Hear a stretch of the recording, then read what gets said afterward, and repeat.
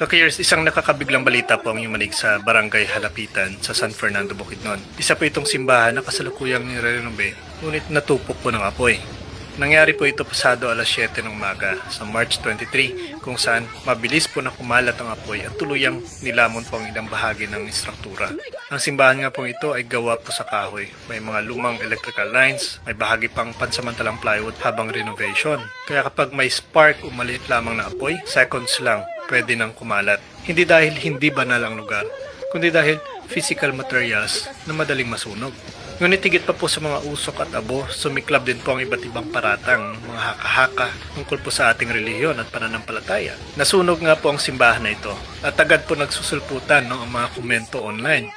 Kung titingnan po natin sa comment section, ako po bumabaha ang mga batikos ng mga kapatid natin sa bayang pananampalataya. Ang iba sinasabi, disclaimer po, di ba tahanan niyo ng Diyos at mga santo na pinapanalangin ng mga tao? Kung Diyos sila, bakit hindi nila magawang mapatay ang sunog o ang apoy? Di ba naniniwala tayo na ang Diyos ay makapangyarihan, kataas-taasan at walang katulad siya? Din ang bawal sa tao na huwag sumamba sa mga Diyos-Diyosan, pero sadyang ang tao ay likas na makasalanan at masuwayin. Yung isa naman sinasabi, dapat talaga hindi tawaging bahay ng Diyos yan. Kung bahay ng Diyos yan, hindi masusunog yan.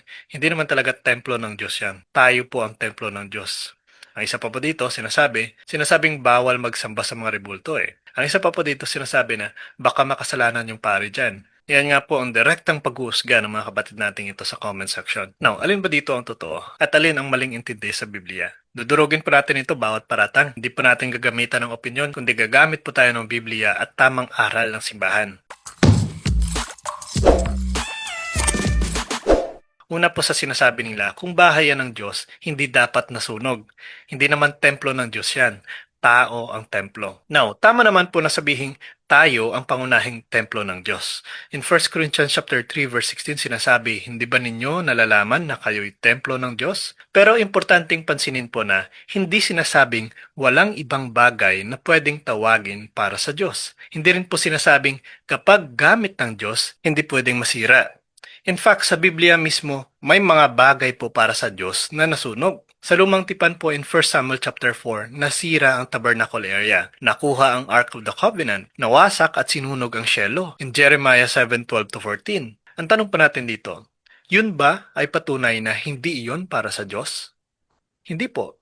Ang ibig sabihin po ay nagkaroon po ng trahedya. Kahit pong pinakabanal na lugar ay nasisira. Sinunog po ng Babylonia ang Temple of Solomon. Sinira ng Rome ang Second Temple. Now, ang tanong po dito, hindi ba iyon ang bahay ng Diyos sa lumang tipan? Absolutely yes. Pero nasunog pa rin. Bakit?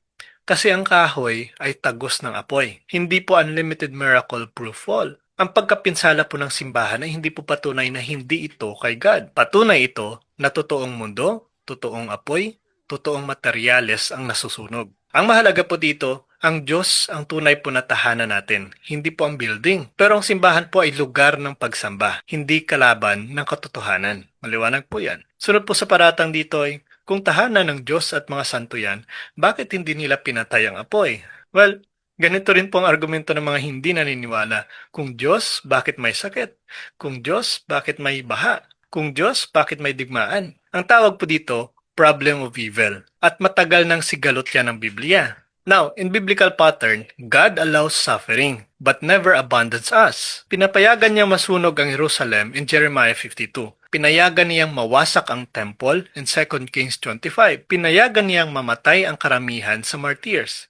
Pinayagan niyang dumanas ng krus si Jesus mismo. Kung tatanungin po natin, kung mahal ng Diyos si Jesus, bakit hindi niya pinigilan ang pagsugat o pagsipa o pagpako sa ating Panginoong Jesucristo? Diba? Ang sagot po dito ay, ang himala ay nasa layunin, hindi po sa pag-iwas sa lahat ng sakuna. Now, ito po ang spiritual truth. Ang mga santo, hindi po fire extinguisher. Ang Diyos, hindi emergency button. Nagpapakita po siya ng himala kapag may layunin, may mensahe, may conversion, may kailangang ipakita. Pero kung lahat po ng bagay na may santo ay hindi masusunog, naku po, wala nang pagsubok sa tao, wala nang sakripisyo, wala nang libreng pagpapasya, wala nang realidad ng buhay. Ang higit po na mahalaga dito, hindi sila nagpatay ng apoy, pero wala pong namatay. At iyon po ang mismong halaga ng himala. Hindi po ang pader, kundi ang buhay. Nasunod po sa argumento dito, bawal ang rebulto, sabi ng Biblia. Well, ito po ang pinaka-common at pinaka-misinterpret na talata sa buong scripture. Ang tinutukoy po nila madalas ay Exodus 20 verse 4, huwag kang gagawa ng larawang inanyuan. Paulit-ulit po yan. Pero hindi po nila binabasa ang sumunod na linya. Exodus 20 verse 5, at iyong sasambahin o paglingkuran. In short po, bawal ang rebulto na sasambahin bilang Diyos. Pero ang Diyos mismo po ay nag-utos na gumawa ng rebulto. Hindi po ito opinion, hindi po ito Catholic invention. Nasa Biblia yan mismo. The Ark of the Covenant. May dalawang estatwa po ng kerubin, Exodus 25 verse 18. Ang bronze serpent, utos siya ng Diyos mismo kay Moises, Numbers 21 verse 8. Ang Temple of Solomon, na may kerubin, baka, puno, at ukit po ng mga anghel, palma, bulaklak, in 1 Kings chapter 6 verse 23 to 29. Ang tanong pa natin dito, kinukontra ba ng Diyos ang sarili niya? Hindi po, kasi malinaw. Bawal ang rebulto na sinasamba bilang Diyos, pero hindi po bawal ang rebulto na naglalarawan ng banal para sa alaala, aral at gabay. Katulad nga po ng larawan ng pamilya, monumento ng bayani, larawan po sa ID, picture ng yumao. Hindi nyo po sinasamba yan, pero nagpapaalala. Ganon din po ang mga santo. Hindi po sila Diyos. Hindi po sila sinasamba. Sila po ay ipinagdarasal para sa atin. At isa pa po dito sa argumento, baka makasalanan ng pari kaya nasunog. Ito pong pinakamalupit at pinakawalang basis na komento.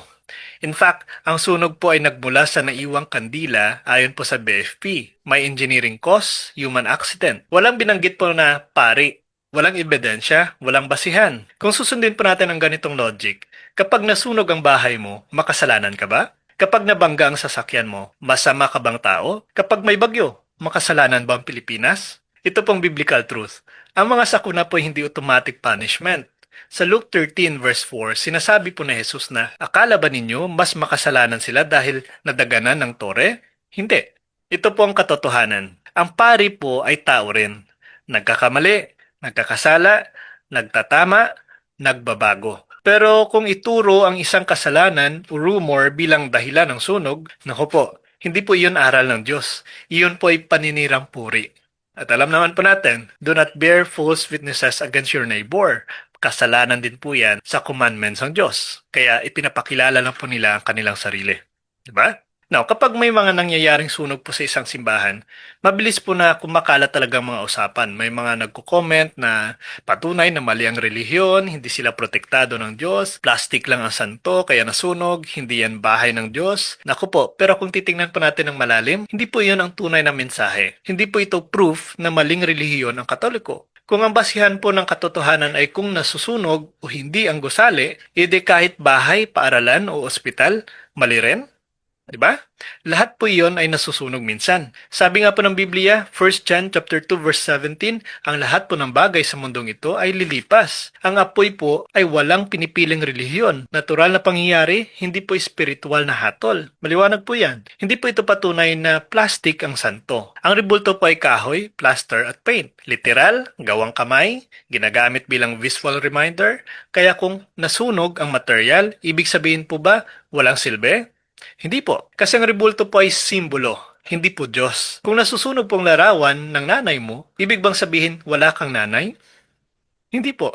Nawala lang po ang larawan, hindi po ang taong minamahal mo. Now, hindi rin po ito katibayan na hindi bahay ng Diyos ang simbahan. Ang Diyos po ay hindi nakatali sa bubong, pader o altar. Ang Diyos po ay nasa puso po ng mga mananampalataya. Kaya kahit masunog po ang gusali, hindi po masusunog ang misyon. Hindi po masusunog ang pananampalataya. Hindi po masusunog ang Diyos. Kaya ang tunay po na paalala ng nangyaring sunog na ito, na sa harap po ng trahedya, tao ang mahalaga, hindi po ang gusali. Pwede kang gumawa ng mga bagong simbahan, pwede kang mag-rebuild ng altar, pwede kang mag-ayos muli ng mga sagradong gamit. Pero ang buhay po ng tao, wala po yung kapalit. Hindi po yan mabibili, hindi po yan nire-repair. At ito pong pinakamahalagang detalye. Walang namatay, walang naulat na sugat, lahat po'y ligtas. Kung iniwan po ng Diyos ang lugar na iyon, dapat tao pong tinamaan, hindi ang kahoy. Di ba? Pero napansin niyo po ba, bahay lang ang tinira ng apoy, hindi po tao. At iyon po ang mensahe na hindi dapat baliwalain. God save lives, not buildings. Hindi po dahil mahalaga po ang simbahan, kundi dahil mas mahalaga po ang taong pumupuno nito. Di ba? Now, sa gitna nga po ng abo at sirang tabla, may mensahe pong mas malakas pa sa apoy. Hindi lang po tungkol sa pagkawala, kundi sa pag-asa. In Romans chapter 8 verse 28, sinasabi po dito, sa lahat ng bagay, gumagawa ang Diyos para sa kabutihan. Hindi po sinasabing sa magandang bagay lang. Hindi sinasabing walang problema. Hindi po sinasabi na walang sunog.